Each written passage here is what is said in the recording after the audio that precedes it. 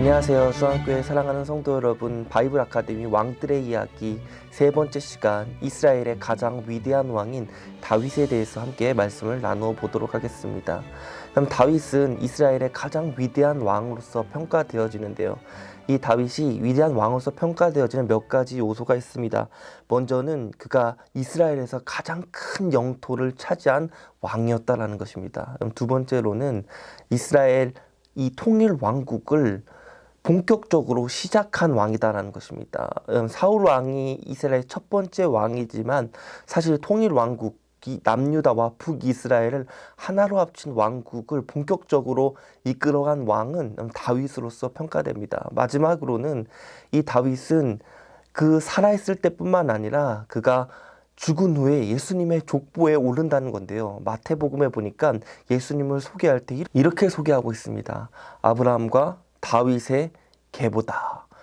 이 마태복음 1장 1절에 예수님의 계보를 소개하면서 아브라함과 다윗을 이야기하고 있다는 것입니다. 이처럼 이 다윗은 그가 살아있을 때에도 하나님께 귀하게 쓰임 받았지만 그가 죽은 후에도 예수님의 족보에 올라가고 예수님의 족보를 대표하는 아주 위대한 왕으로서 평가받는데요. 자, 이 시간 우리가 함께 이제 이 다윗에 대해서 말씀을 나눠보면서 다윗이 어떻게 하였길래 그의 인생이 이렇게 하나님께 귀하게 쓰임 받게 되었는지, 또 그리고 그가 어떻게 하였길래 하나님이 그를 위대한 왕으로서 이 생애뿐만 아니라 내 생애까지 그를 빛나고 높게 만들어 주셨는지 함께 말씀을 통해 나누어 보도록 하겠습니다. 다윗의 사건 세 가지를 함께 살펴보도록 하겠습니다. 첫째는 그가 사무엘을 통해 기름 부음 받은 장면에 대해서 함께 살펴볼 것이고요.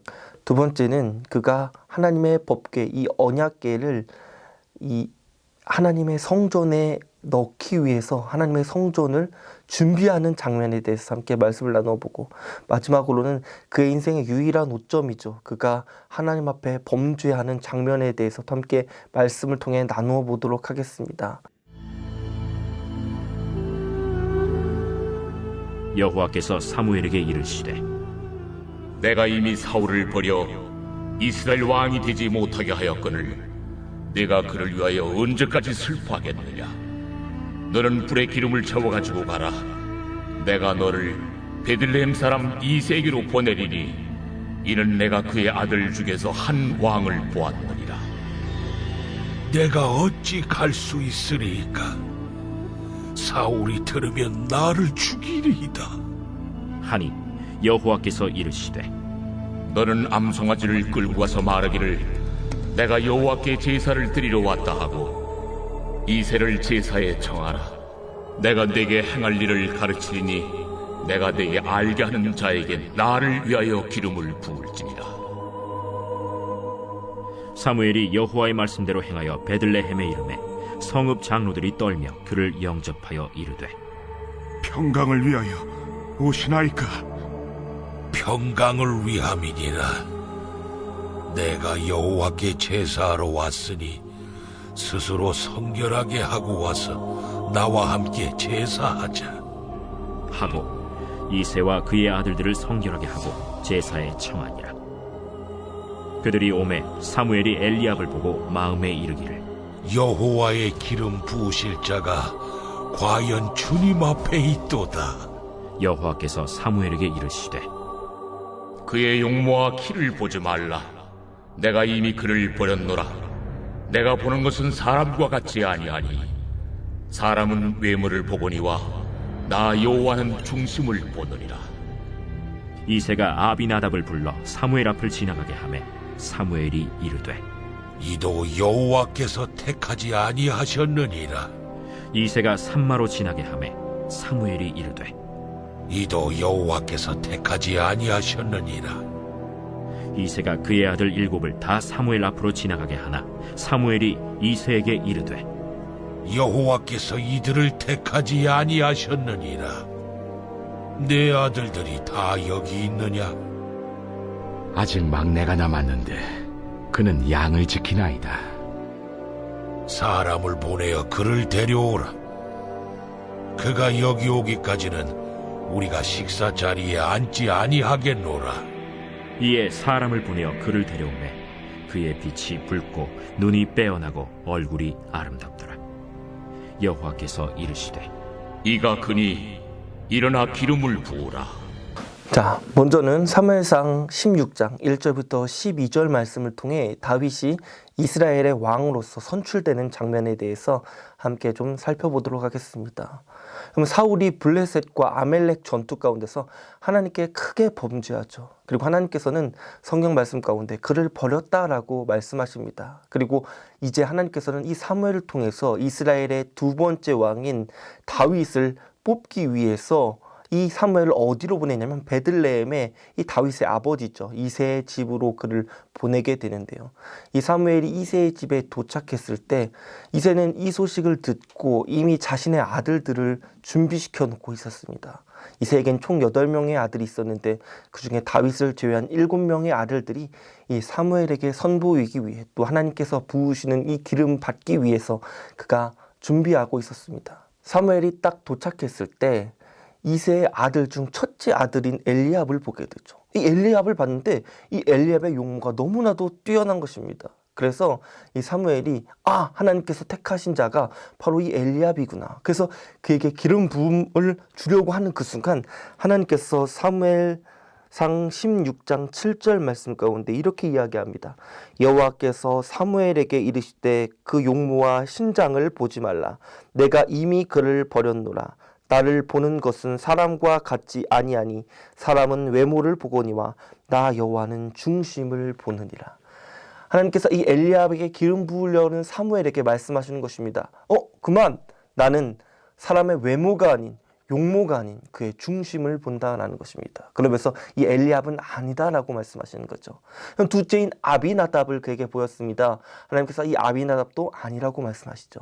셋째인 삼마를 보입니다. 이 삼마도 아니라고 말씀하십니다. 이렇게 쭉 7명의 아들들이 지나갔지만 하나님께서는 한 명도 아니다라고 말씀하고 계신 것입니다. 그러자 사무엘이 이상하게 여깁니다. 그리고 이새에게 질문을 하죠. 여기에 있는 아들들이 전부입니까? 당신의 아들들이 여기에 타 왔습니까? 그러자 이새가 그제서야 이야기합니다. 차라리 사실 나에게는 막내 아들이 있는데 그 아들은 여기 있지 않고 양을 지키나이다. 그러자 사무엘이 이렇게 얘기합니다. 그 막내를 데려오십시오. 내가 그 막내가 오기 전까지는 밥을 먹지 식사를 하지 않을 것입니다 라고 이야기합니다. 그리고 그 막내인 다윗을 데려오죠. 그제서야 하나님께서 사무엘에게 말씀하십니다. 그에게 기름을 부어라. 하나님께서는 이 막내 다윗을 이스라엘의 두 번째 왕으로 택하여 주신 것입니다. 우린 여기서 놀라운 교훈을 얻게 되죠. 하나님께서 사람을 뽑는 기준은 사람들과 다르다라는 것입니다. 우리가 다른 사람을 선출하거나 뽑을 때 무엇을 봅니까? 그의 외모를 보든지 아니면 그가 가진 재능을 보든지 그가 가진 스펙, 배경이라고 하죠. 이런 배경들을 보든지 그렇게 사람을 선출하게 되는데 하나님께서는 사람이 사람을 보는 것과 다른 방식과 기준으로서 사람을 보신다는 것입니다. 그러면서 뭐라고 말씀하시냐면 나는 외모가 아닌 중심을 본다라는 것입니다. 이 중심이라는 것이 무엇일까요? 그가 하나님 앞에서 전인격적 모든 삶을 다해서 살아가는 삶을 하나님께서 보신다라는 것입니다. 하나님은 인간처럼 단편적인 것을 보지 않으시죠. 사람은 사람을 속일 수 있죠. 만약에 내가 면접관이라든지 내가 어떤 일을 할 때 그 사람에게 잘 보이기 위해서 그 순간 그 잘하는 모습을 보여주면 사람은 잘하는구나 라고 생각을 하게 됩니다. 그러나 하나님께서는 그렇지 않으시다라는 것입니다. 하나님은 우리의 인생 전체를 관찰하고 보고 계신 분이시죠. 우리가 은밀한 곳에서 우리가 무엇을 하든지 우리가 아무도 보이지 않는 곳에서 하나님께 헌신하는 그 모습조차도 하나님께서는 지켜보고 계시다라는 것입니다. 그리고 하나님께서는 그를 통해 사람의 중심으로 우리를 평가하시고 우리를 선출하시고 우리를 뽑아주신다라는 것입니다. 오늘 이 이스라엘의 두 번째 왕을 뽑는 그 순간 다윗은 어디에 있었습니까? 형들이 아주 멋진 옷을 입고 아주 멋진 단장을 하며 왕이 될 것을 기다리고 있는 이 순간에 다윗은 양을 치고 있었다는 것입니다. 그가 늘 하고 있었던 일을 계속적으로 하고 있었다는 것이죠. 어떻게 보면 아버지가 볼 때 그는 아직 왕이 될 만한 자질은 아니었던 것 같아요. 나이도 어린데다가 형 엘리압과 여러분 아비나답과 삼마와 비교해 봤을 때 이 다윗은 너무나도 초라해 보였을 것입니다. 그래서 아마 이 사무엘이 왕을 선출한다고 했을 때 그 자리에 내놓기조차도 사실 어떻게 보면 아버지가 보일 때 약간 창피해 보였을 수도 있었을 것입니다. 그래서 이 다윗에게는 너는 가서 양을 그냥 쳐라고 말씀했을 겁니다. 그럼 그때 다윗이 그 아버지의 말을 듣고 그냥 묵묵히 자신의 일을 했죠. 그럼 아버지조차 또 심지어는 사무엘조차 보지 못한 다윗, 하나님께서는 그가 그 자리에 없을지라도 묵묵히 자신의 자리에서 양을 치고 있을 때 하나님의 시선은 엘리압이나 아비나답이 아닌 바로 다윗을 향해 있었다라는 것입니다. 전 이것이 우리에게 놀라운 힘이 되고 도전이 된다라고 생각합니다. 여러분 우리가 교회 일을 하거나 우리가 하나님의 일을 할 때 우리를 아무도 알아주지 않을 때, 심지어는 목사님도, 심지어는 전도사님도, 심지어는 나를 양육하는 그 각각의 교구장님들도 알아주지 않을 때 내가 묵묵히 주님 일을 한다면 사람은 알아주지 않을지라도 하나님은 그곳에서 우리가 하시는 일을 보고 계시다는 것이죠. 여러분 하나님께서 우리를 이 땅에 보내셨고 우리를 보내신 그분께서 우리가 하시는 일을 늘 감찰하고 계신다면, 여러분 그리고 그분만이 우리를 인정해 주신다면 그럼 그것만으로도 우리에겐 기쁨이 되고 힘이 된다는 것입니다. 우리의 아주 작은 부분조차도 놓치지 않고 우리의 전인격적인 중심을 바라보신 하나님, 그분을 믿고 의지하며 살아갈 때 하나님께서는 엘리압이 아닌, 하나님께서는 아비나답이 아닌 하나님께서는 다윗을 이스라엘의 두 번째 왕으로서 세워주셨다는 것, 우리의 중심을 보신 하나님을 늘 바라보며 살아가는 우리 귀한 중앙의 성도님들 되길 주님의 이름으로 간절히 바랍니다. 내가 이미 내 하나님의 성전을 위하여 힘을 다하여 준비하였나니 곧 기구를 만들 금과 은과 놋과 철과 나무와 또 만호와 가공할 검은 보석과 채석과 다른 모든 보석과 옥돌이 매우 많으며, 성전을 위하여 준비한 이 모든 것 외에도 내 마음이 내 하나님의 성전을 사모함으로 내가 사유한 금은으로 내 하나님의 성전을 위하여 드렸노니 곧 오빌의 금 3,000달란트와 수는 7,000달란트라. 모든 성전 벽에 입히며 금은 그릇을 만들며 장인의 손으로 하는 모든 일에 쓰게 하였노니 오늘 누가 즐거이 손에 채워 여호와께 드리겠느냐? 사무엘하 7장 1절부터 2절 말씀에 보면 이런 말씀이 등장합니다. 여호와께서 주의 모든 원수를 무찌르사 왕으로 궁왕에 편히 살게 하신 때에 왕이 선지자 나단에게 이르되 볼지어다 나는 백향목 궁에 살거늘 하나님의 괴는 휘장 가운데 있도다. 사실 이것은 이 다윗이 하나님의 언약궤를 바라보면서 하나님을 생각하는 마음을 담은 아주 귀한 말씀입니다. 다윗은 아까 제가 이야기했듯이 이스라엘의 가장 큰 영토를 차지한 왕이었습니다. 사실 그는 수많은 전쟁 가운데 출전을 했고 수많은 전쟁 가운데 승리를 거두었죠. 오늘 이 사무엘하 7장 1절 말씀을 보니까 그 전쟁이 어느 정도 다 마무리가 젖어인 상태인 것을 볼 수 있게 되어집니다. 이 모든 원수를 무찔렀을 때 다윗은 누구를 기억했냐면 하나님을 기억했죠. 그는 이 전쟁 승리 가운데 자신이 얻은 승리에 도취되어 있지 않았다는 것입니다. 그리고 그 승리에 자기가 교만한 마음 가운데 있지 않았다는 것입니다. 많은 사람들이 하나님이 주신 성공의 때를 누리게 됩니다. 그런데 이때 우리가 가장 조심해야 할 것은 뭐냐면 우리가 이 성공에 사로잡혀서 하나님께서 내게 주신 은혜를 잊어버리고 이것이 나의 노력과 나의 힘으로 얻었다는 성공에 도취되어서는 안 된다는 것입니다. 그럼 다윗도 자신이 이 수많은 전쟁 가운데 승리를 거두었고 자신의 위대한 궁궐이 있고 또 그리고 많은 영토를 차지했을 때 그것을 보면서 내가 이만큼 고생하고 수고했어. 내가 이만큼 위대한 업적을 거두었어. 자신의 기념비를 세우고 먹고 마시고 즐기며 평안을 누렸을 수 있었을 것입니다. 그런데 다윗이 위대한 이유는 무엇이냐면 그가 이 모든 성공을 거두었을 때 가장 먼저 생각한 것이 하나님이었다는 것입니다. 자신의 멋진 궁을 바라보며 도취된 것이 아니라 그 백향목 궁을 보고 하나님의 언약궤를 봤더니 하나님의 언약궤는 너무나 초라한 휘장 가운데 있었다는 것이죠. 그래서 그는 생각을 하게 됩니다. 내가 여호와 하나님을 위해서 큰 성전을 건축해야겠다. 이 다윗은 가장 성공한 그 순간 하나님을 기억했다라는 것입니다. 우리 사랑하는 중앙의 성도님들, 오늘 이 말씀을 우리 마음 가운데 기억해서 하나님께서 내게 큰 승리를 주시고 큰 은혜를 주셨을 때 우리가 그것에 도취되어서 내 힘, 교만한 마음으로서 나아가는 것이 아니라 내게 이것을 주신 하나님을 내가 성공했을 때나 내가 어려울 때나 언제든지 늘 기억할 수 있는 저와 성도님들 되길 간절히 바랍니다. 그럼 다윗은 단순히 또한 생각만으로 그치지도 않았다는 것입니다.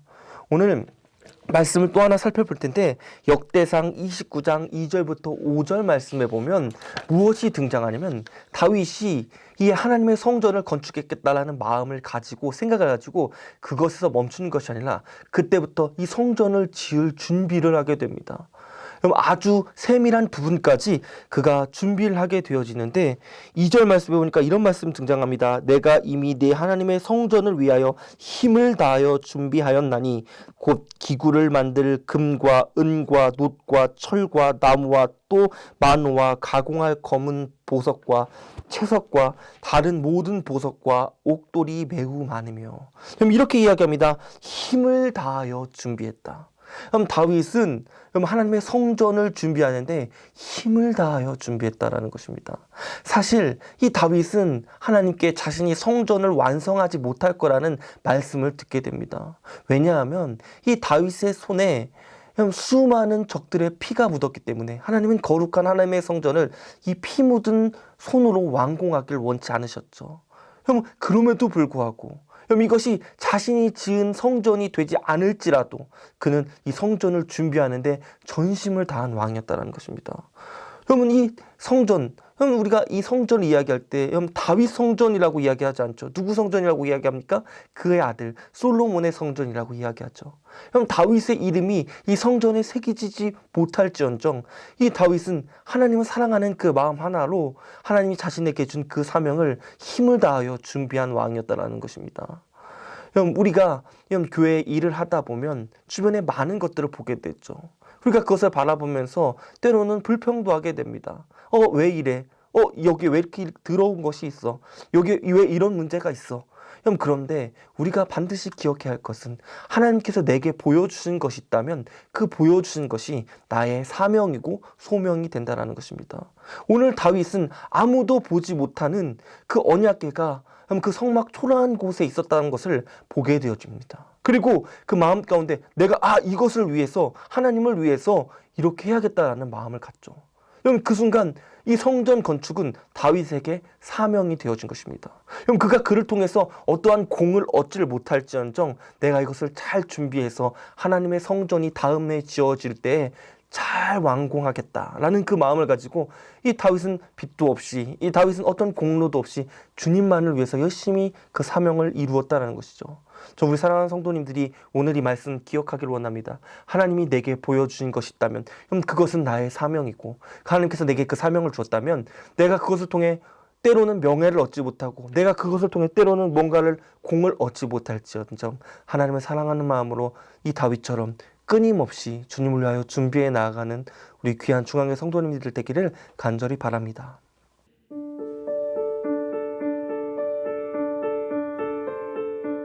여호와께서 나단을 다윗에게 보내시니 그가 다윗에게 가서 그에게 이르되 한 성읍에 두 사람이 있는데 한 사람은 부하고 한 사람은 가난하니 그 부한 사람은 양과 소가 심히 많으나 가난한 사람은 아무것도 없고 자기가 사서 기르는 작은 암양 새끼 한 마리뿐이라. 그 암양 새끼는 그와 그의 자식과 함께 자라며 그가 먹는 것을 먹으며 그의 잔으로 마시며 그의 품에 누움으로 그에게는 딸처럼 되었거늘 어떤 행인이 그 부자에게 오매 부자가 자기에게 온 행인을 위하여 자기의 양과 소를 아껴 잡지 아니하고 가난한 사람의 양 새끼를 빼앗아다가 자기에게 온 사람을 위하여 잡았나이다. 다윗이 그 사람으로 말미암아 노하여 나단에게 이르되 여호와의 살아계심을 두고 맹세하노니 이 일을 행한 그 사람은 마땅히 죽을 자라. 그가 불쌍히 여기지 아니하고 이런 일을 행하였으니 그 양새끼를 4배나 갚아주어야 하리라. 나단이 다윗에게 이르되 당신이 그 사람이라. 이스라엘의 하나님 여호와께서 이와 같이 이르시기를 내가 너를 이스라엘 왕으로 기름 붓기 위하여 너를 사울의 손에서 구원하고 내 주인의 집을 내게 주고 내 주인의 아내들을 네 품에 두고 이스라엘과 유다 족속을 내게 맡겼느니라. 만일 그것이 부족하였을 것 같으면 내가 네게 이것저것을 더 주었으리라. 그러한데 어찌하여 내가 여호와의 말씀을 업신여기고 나보기에 악을 행하였느냐? 내가 칼로 햇사람 우리아를 치되 암몬 자손의 칼로 죽이고 그의 아내를 빼앗아 내 아내로 삼았도다. 이제 내가 나를 업신여기고 햇사람 우리아의 아내를 빼앗아 내 아내로 삼았은즉 칼이 내 집에서 영원토록 떠나지 아니하리라 하셨고 여호와께서 또 이와 같이 이르시기를 보라, 내가 너와 네 집에 재앙을 일으키고 내가 내 눈앞에서 네 아내를 빼앗아 네 이웃들에게 주리니 그 사람들이 네 아내들과 더불어 백주에 동침하리라. 너는 은밀히 행하였으나 나는 온 이스라엘 앞에서 백주의 일을 행하리라 하셨나니. 이렇게 주님을 위해서 끊임없이 달려갔던 다윗. 그런데 안타깝게도 이 다윗 또한 하나님 앞에서 한 범죄하는 사건이 등장하게 됩니다. 그것은 사무엘하 11장과 12장 말씀에 등장을 하게 되는데, 그것은 바로 그가 우리아의 아내인 밧세바를 범하는 사건이 등장하게 된다는 것입니다. 다윗이 다윗성을 거느리고 있을 때 한 여인이 목욕하는 장면이 그의 눈에 들어오게 됩니다. 그때 이 다윗은 그 여인을 자신의 아내로 삼게 되고 싶어 하죠. 그때 이 다윗이 신하에게 묻습니다. 저 여인은 누구인가? 그랬더니 이 신하가 이렇게 이야기합니다. 저 여인은 우리아의 아내 밧세바입니다. 우리아는 다윗을 위하여 충성을 다한 다윗의 신하이고 지금 전쟁 가운데 있는 장군이었죠. 이 다윗은 이 사실을 알았음에도 불구하고 이 밧세바를 데려다가 동침을 하게 됩니다. 그때 큰 문제가 생겼습니다. 그것은 뭐냐면 이 밧세바에게 아이가 생기게 되었다는 것이죠. 이 소식을 알게 된 이 다윗은 한 가지 묘책을 생각하게 됩니다. 뭐냐면 이 우리아를 불러다가 밧세바와 동침을 하게 하는 것이죠. 그래서 그 아이를 자신의 아이가 아닌 우리아의 아이로 둔갑시키는 것입니다. 그래서 이 우리아를 부르게 됩니다. 그리고 이 우리아에게 자신의 집에 가서 아내와 동침할 것을 이야기하죠. 그런데 이 우리아는 얼마나 충성된 장군이었는지 자신의 부하들을 생각하고 자신의 이 전쟁을 생각했을 때 그가 자신의 집에서 자는 것이 옳지 않다 생각하여 자신의 부하들과 함께 집에 가지 않고 잠을 자게 됩니다. 그때 이 다윗이 이 사실을 알게 되죠. 다윗이 자신의 첫 번째 묘책이 무너지자 두 번째 이 끔찍한 묘책을 생각하게 되는데, 그것은 뭐냐면 요압 장군에게 편지를 보내게 됩니다. 이 요압 장군에게 보낸 편지에는 어떻게 적혀 있냐면 이 우리아를 전쟁 맨 앞쪽에 내어보내고 이 전쟁이 치열할 때 슬며시 군사들을 뒤로 빼라는 것입니다. 그럼 어떻게 됩니까? 이 우리아는 그 전쟁에서 싸우다가 죽게 되어지게 되죠. 그럼 다윗은 이 끔찍한 계획, 이 우리아를 죽여야겠다는 계획을 세우고 이것을 실행하게 됩니다. 그리고 우리아는 거기서 나라와 다윗 왕을 향한 충성을 다하다가 죽음을 맞게 되죠. 우리아가 죽었다는 소식을 듣게 된 다윗은 밧세바를 데려다가 자신의 아내로 삼게 됩니다. 그리고 이 모든 것이 잘 성공되게 은밀하게 숨겨졌다고 생각합니다. 그러나 성경은 이때 이렇게 이야기합니다. 사무엘하 11장 마지막 절인 27절에 이렇게 이야기합니다. 그 장례를 마침에 다윗이 사람을 보내 그를 왕궁으로 데려오나. 여기서 그를은 바로 밧세바를 이야기하죠. 그가 그의 아내 되어 그에게 아들을 낳으리라. 다윗이 행한 그 일이 여호와 보시기에 악하였더라. 모든 은밀하게 다 숨겼다고 하는 그 순간 하나님은 다윗 왕을 향해 평가를 내십니다. 하나님 보시기에 악하다라는 것이죠. 밧세바를 간음한 일, 우리아를 죽인 일, 이 모든 것들이 다윗은 잘 숨겨졌다고 생각했는데 하나님은 그 순간 모든 것을 보고 계셨고 그것을 향해 이렇게 이야기합니다. 이것은 악한 것이다. 그리고 12장에 하나님께서는 나단 선지자를 부르셔서 이 다윗 왕에게 보냅니다. 나단 선지자는 다윗 왕에게 가서 한 가지 비유로서 이야기를 하게 됩니다. 그것은 뭐냐면 한 부자 농부가 있었습니다. 그에게는 많은 양들이 있었죠. 그런데 한 마리 양을 귀하게 여기는 농부가 있었습니다. 그 농부는 그 양과 같은 식탁에서 먹고 그 양을 마치 자신의 딸처럼 귀하게 여겼습니다. 그런데 어느 날 한 손님이 오게 됩니다. 그러자 그 부자 농부가 자신이 가진 많은 양들 중에 한 마리 양을 잡아서 그 손님을 대접한 것이 아니라 그 한 마리밖에 없는 양을 가진 농부에게서 그 양을 뺏어다가 그 양을 잡아 그 손님에게 드렸다라는 이야기입니다. 그 이야기를 듣자 다윗 왕이 화를 냅니다. 그 사람은 반드시 죽어야겠다.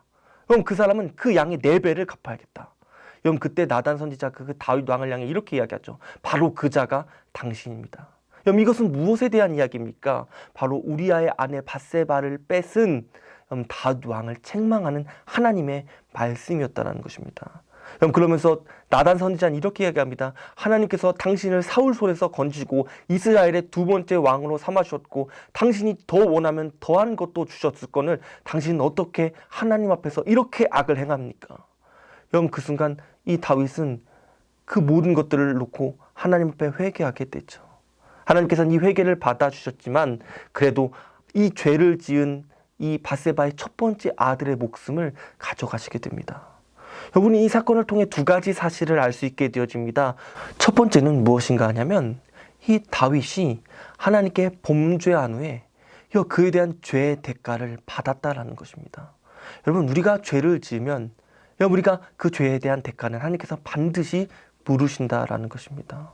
어떤 사람들은 이렇게 이야기합니다. 회개하면 그 죄에 대한 대가마저 사라질 거라고 생각합니다. 아닙니다.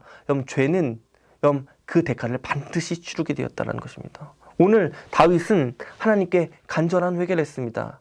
그래서 하나님께서는 이 다윗을 사울처럼 버리지는 않으셨죠. 하지만 그럼에도 불구하고 이 다윗이 지은 죄의 대가는 그가 치러했다라는 것입니다. 그렇기 때문에 성경은 우리에게 이렇게 이야기합니다. 죄는 모양조차라도 버려라. 우리가 하나님 앞에 은밀하게 지은 죄, 우리가 아무도 모르게 지은 그 죄는 우리가 숨길 수 있을 거라 착각을 하게 됩니다. 사단은 우리에게 이야기하죠. 그것을 숨길 수 있어. 아무도 몰라. 그러나 성경은 분명하게 이야기합니다. 하나님은 그 죄조차 분명하게 아시고 심판하시는 분이시다라는 것입니다. 사무엘하 12장 12절 말씀해 보니까 하나님께서 이렇게 말씀하십니다. 너는 은밀히 행하였으나 나는 온 이스라엘 앞에 백주의 이 일을 행하리라 하셨나이다 하니. 하나님께서 말씀하는 것입니다. 너는 그것을 몰래 은밀히 행했지만 나는 그것을 보았고 나에 대한 심판은 은밀한 것이 아니라 백주 대낮에 행해질 것이다 라는 것입니다. 얼마나 무서운 이야기입니까? 우리가 하나님 앞에 하나님도 모르실 거야 라고 생각하는 그 죄를 주님이 보시고 우리는 그것을 은밀히 행했지만 하나님은 드러내놓고 심판하신다는 것이죠. 우리가 이 하나님의 경고의 말씀을 우리 마음 가운데 분명하게 기억하길 원합니다. 성경에 보니까 코람데오라는 이야기가 있죠. 코람데오라는 뜻이 무엇입니까? 하나님 앞에서 행해라. 많은 성경의 인물들이 하나님께 귀하게 인정받고 쓰임받을 수 있었던 이유는 그가 모든 행하는 일들을 하나님 앞에서 행했다라는 것입니다. 저는 우리 사랑하는 성도님들이 아무도 보지 않는 그 순간, 그 은밀한 곳에서도 우리가 하나님을 인정하고 하나님을 기억함으로 말미암아 죄의 사슬 가운데서 벗어날 수 있는 우리 중앙의 성도님들이 되길 간절히 바랍니다. 오늘 또 2번째 주는 교훈이 있는데 그것은 뭐냐면 하나님께서 회개하는 자들을 용서해 주신다는 것입니다. 제가 예전에 신문 기사를 보았는데 그 신문 기사에 아주 재밌는 스크립트가 있어 우리 성도님들에게 하나 소개하려고 합니다. 그것은 뭐냐면 다윗의 죄, 사울의 죄, 법적으로 어느 것이 중요한 죄인가? 사울의 죄와 다윗의 죄 중 어떤 것이 법적으로 더 중요한 죄일까요? 사울은 어떤 죄를 졌습니까? 우리가 지난 시간에도 살펴보았지만 사울의 죄는 사무엘을 대신해서 제사를 지은 죄입니다. 2번째는 그가 전쟁에서 승리하여서 하나님께서 진멸하라 하신 전리품을 챙겼다는 죄입니다. 3번째는 엔돌에 신접한 무당에게 가서 점을 친 죄입니다. 마지막 4번째는 그가 다윗을 질투한 죄입니다. 반대로 다윗의 죄를 한번 생각해 보겠습니다. 다윗의 죄는 우리아의 아내를 간음했습니다. 그리고 우리아를 전쟁에 내몰아 살인 교사했고 정확하게 말하면 살인했다라는 것이죠. 여러분 어느 죄가 더 큽니까? 저는 법적으로 봤을 때 당연히 다윗의 죄가 크다고 생각합니다. 그런데 왜 다윗은 용서를 받았고 사울은 버림을 받았을까요? 그럼 두 사람의 어떤 차이가 사울은 버리게 되었고 다윗은 용서받게 하였을까요? 전 한 가지라고 생각합니다. 그것은 뭐냐면 하나님의 선지자가 그 앞에 도달했을 때 그럼 다윗은 하나님 앞에 철저하게 회개했고 사울은 핑계하기 바빴다라는 것입니다. 우리가 지난 시간에 함께 말씀을 통해 살펴봤듯이 여러분 사무엘 앞에서 사울은 계속적인 변명을 합니다. 그러나 나단 선지자 앞에서 다윗은 철저하게 하나님께 회개했죠. 여러분 그는 그의 몸과 모든 것을 다 주님 앞에 내려놓고 하나님 앞에 회개하기 시작합니다. 사무엘하 12장 16절 말씀에 보면 다윗이 이 나단 선지자로 하여금 자신의 아들이 죽게 된 사실을 알고 하나님 앞에 눈물을 흘리며 회개한 장면이 등장하게 됩니다. 16절 말씀에 보니까 이렇게 이야기합니다. 다윗이 그 아이를 위하여 하나님께 간구하되 다윗이 금식하고 안에 들어가서 밤새도록 땅에 엎드렸으니 그럼 그가 그의 아이를 위해서 밤새도록 땅에 엎드려 하나님께 눈물을 흘려 회개하며 기도했다라는 것입니다. 그럼 하나님은 하나님께 회개하는 자들에게 하나님께 돌아서는 자들에게 용서하시고 은혜를 베푸신 하나님이라는 걸 기억할 수 있는 저와 성도님들 되길 간절히 바랍니다. 성경에는 이러한 회개들이 정말 많이 등장하죠. 여러분 다윗과 사울뿐만 아니라 우리가 또 한 번 신약에서 볼 수 있는 사람이 있는데 그것은 뭐냐면 바로 가롯 유다와 베드로입니다. 그럼 가롯 유다와 베드로의 차이는 무엇이었을까요? 그럼 가롯 유다는 예수님의 십자가에서 예수님을 팔았습니다.